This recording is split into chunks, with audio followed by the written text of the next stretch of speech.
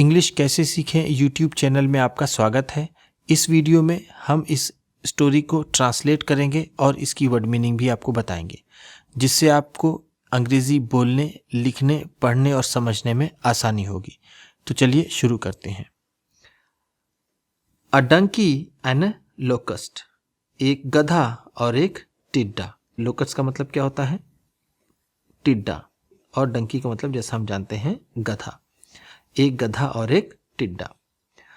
अ Dunki while grazing, एक गधा चरते चरते। वाइल ग्रेजिंग का मतलब क्या है? चरते चरते या फिर चरते समय। पिछली वीडियोस में इस तरह के वर्ड्स की मीनिंग मैंने आपको बताई है। अगर आप मेरी सारी वीडियोस देखेंगे तो आपको आसानी से इंग्लिश बोलना, समझना और लिखना पढ़ना आ जाएगा। तो यहाँ पर वाइल ग्रेजिंग का मतलब क्या है? चरते चरते या फिर चरते समय।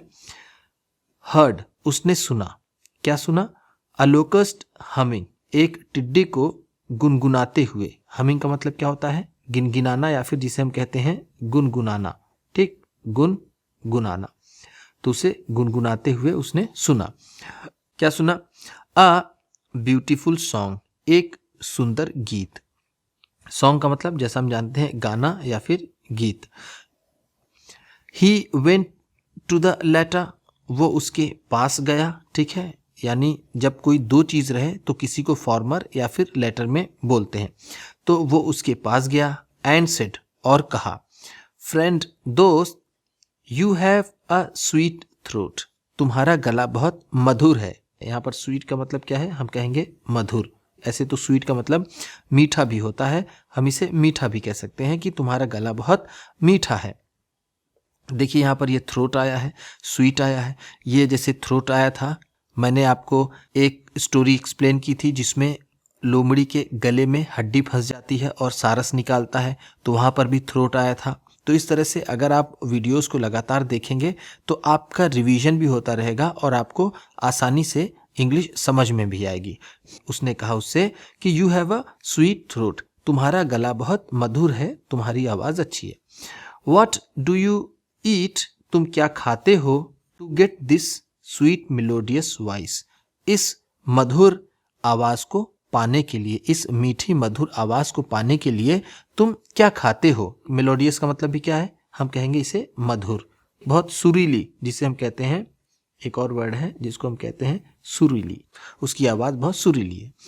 प्लीज टेल मी, कृपया मुझे बता दो।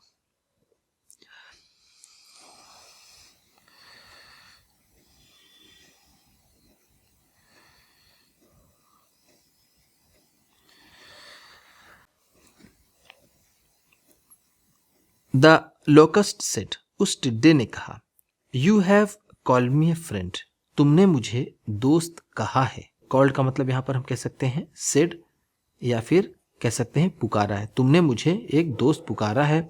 सो इसलिए I will surely tell you, इसलिए मैं तुम्हें ज़रूर बताऊंगा। श्योरली का मतलब क्या है? जिसे हम कहते हैं ज़रूर, निश्चित ही।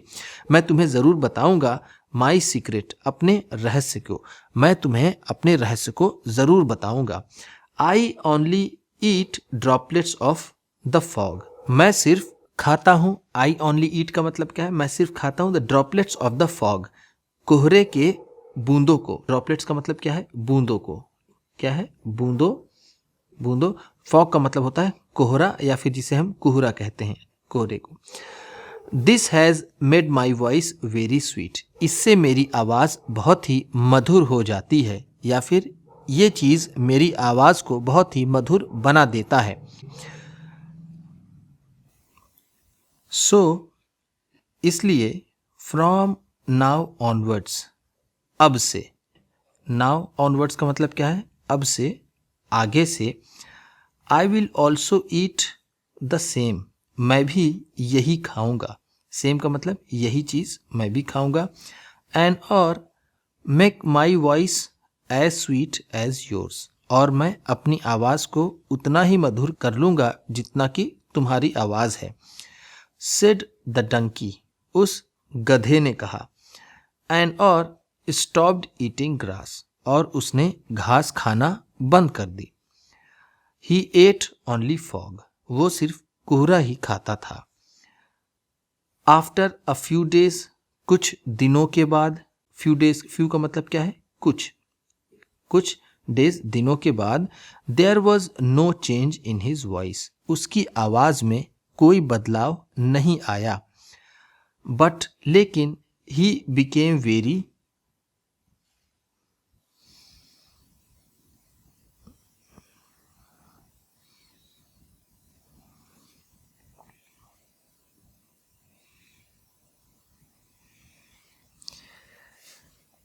पेल एंड वीक, लेकिन वो क्या हो गया? ही बिकेम, वह हो गया, वेरी पेल, बहुत ही, पेल का मतलब होता है रंगहीन।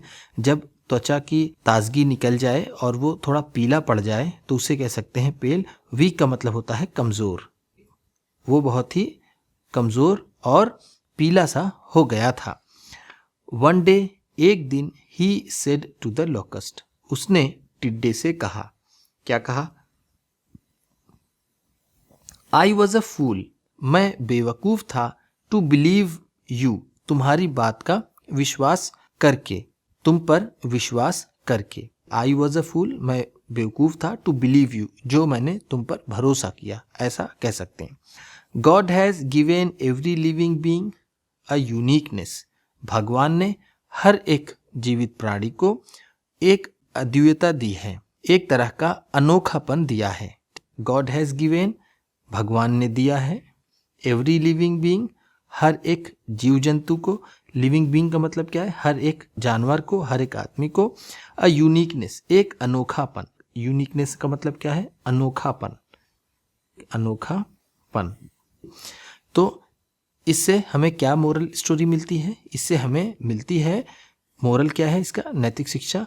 कॉपीइंग रिक्वायर्स विजडम, दूसरों की नकल करने के लिए भी बुद्धिमत्ता की ज़रूरत होती है, यानी जिसे हम कहते हैं नकल करने के लिए भी अकल की ज़रूरत होती है।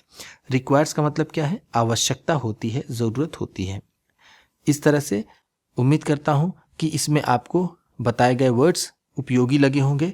वीडियो को लाइक कर दीजिएगा और अपने दोस्तों में, ग्रुप पर, और जो लोग इंग्लिश सीखना चाहते हैं उन्हें आप इसे शेयर कीजिएगा। तो फिर चलिए मिलते हैं फिर एक नई स्टोरी के साथ अगली वीडियो में।